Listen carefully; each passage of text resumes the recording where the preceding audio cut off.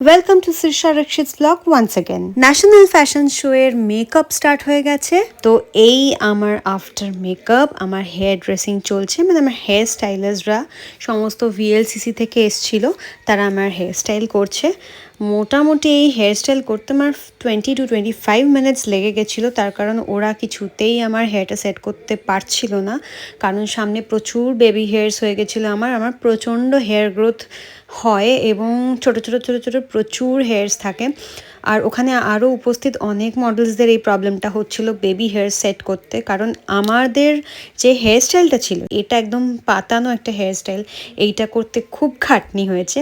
যাই হোক, এই হচ্ছে আমার পুরো লুক, যেটা হেড গিয়ার পরার পরে টোটাল লুকটা তোমাদের সাথে আমি শেয়ার করলাম। তোমরা জানাও কমেন্টে অবশ্যই যে কেমন লাগছে আমাকে। অবশ্যই কিন্তু প্লিজ তোমরা লাইক আর কমেন্ট করে জানিও, তাহলে আমি বুঝতে পারবো এই হাই ফ্যাশন পুরো লুকটা তোমাদের কেমন লাগলো। আমার ড্রেস থেকে শুরু করে মেকআপ থেকে শুরু করে ইউজুয়ালি তোমরা যেই লুকে আমাকে দেখে থাকো, আজকে কিন্তু সম্পূর্ণ একটা আলাদা রূপে এসছি। জানো, বহুদিনের ইচ্ছে ছিল যে এরকম একটা হাই ফ্যাশন লুক নিজের উপর ক্রিয়েট করব।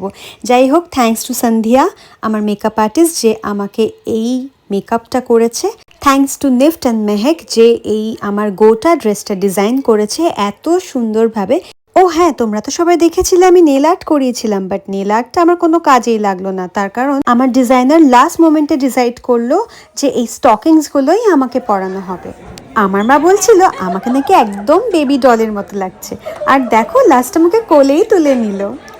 আমি যখনই কোনো বিউটি পেজেন্ট বা এরকম ন্যাশনাল লেভেলের ফ্যাশন শোতে পার্টিসিপেট করি বা মডেলিং করি, তখন আমার সবসময় আমার মায়ের কাজের কথা মনে পড়ে। মানে মা যখন ফ্যাশন শো করতো, তখন আমি মায়ের সাথে ছোট্ট একটা পুচকি বাচ্চা হয়ে বসে থাকতাম আর মায়ের পারফরমেন্স দেখতাম। আজ আমি নিজে স্টেজে সেই পারফরমেন্স করি আর আমার মা আমাকে দেখে। এটা ভীষণ ভাবতে ভালো লাগে যে আমি আমার মাকে আইডল হিসেবে ফলো করি, আর মায়ের সেই সমস্ত গুণগুলো, সেই সমস্ত অপূর্ণ স্বপ্নগুলো যেন আমার মাধ্যমে পূরণ করতে পারি। সত্যি, মায়েরা কত কিনা স্যাক্রিফাইস করে তাদের সন্তানের জন্য। আজ আমাকে এই জায়গায় পৌঁছানোর জন্য সম্পূর্ণ ক্রেডিট কিন্তু আমার মায়ের।